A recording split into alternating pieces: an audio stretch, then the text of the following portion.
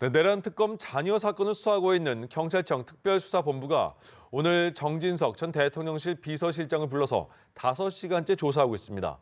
윤석열 전 대통령 파면 전후로 해서 증거 인멸을 지시한 혐의입니다. 자세한 내용 취재기자 연결해서 확인해 보겠습니다. 차승은 기자. 네, 정진석 전 대통령실 비서실장이 오늘 오전 10시 10분쯤 경찰에 출석했습니다. 정 전 실장은 차량 조수석에 앉아 정면을 응시한 채 굳은 표정으로 건물에 진입했는데요. 정 전 실장이 경찰 특수본에서 조사를 받은 건 이번이 처음입니다. 정 전 실장은 윤석열 전 대통령 탄핵 심판을 앞두고 파면 결정에 대비해 대통령실 PC 천여 대를 초기화하라고 지시한 혐의를 받습니다. 특검은 지난해 4월 정 전 실장이 수석 비서관 회의에서 윤재순 전 대통령실 총무비서관으로부터 플랜 B로 명명된 PC 초기화 계획을 보고받은 정황을 포착했습니다. 경찰은 이 과정이 12.3 비상계엄과 관련한 증거를 인멸하기 위한 시도였다고 보고 정 전 실장을 대통령 기록물 관리법 위반과 공용 전자기록 손상, 직권남용 등의 혐의로 입건했습니다. 오늘 조사에서는 PC 초기화 지시 여부와 그 경위에 대해 집중 추궁할 것으로 보입니다.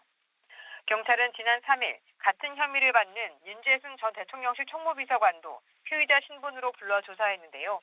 앞서 특검은 윤 전 비서관이 직원들에게 제철소 영광로에 넣어 PC를 폐기하라고 지시했다는 취지의 진술을 확보하기도 했습니다. 네, 차승은 기자, 정치권의 공천원금 의혹도 살펴보죠. 자, 강선호 의원과 김경전 서울시 의원 조만간에 구속의 갈림길에 설 수도 있는 거죠? 그렇습니다. 경찰은 지난 5일 강선호 의원과 김경 전 서울시 의원에 대해 구속영장을 신청했는데요.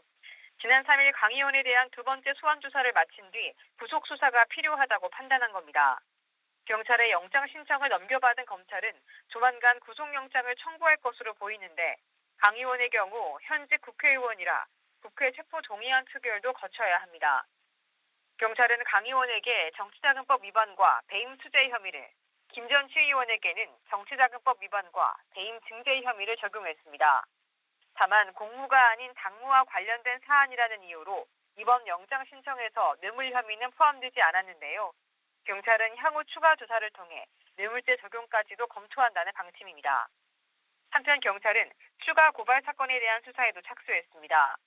김 전 시의원은 고발당한 직후 미국 라스베이거스에서 열린 CES에 참석했는데 CES 출입증 10여 개를 발급받아 자신의 선거를 도울 사람들에게 제공했다는 의혹이 제기됐습니다.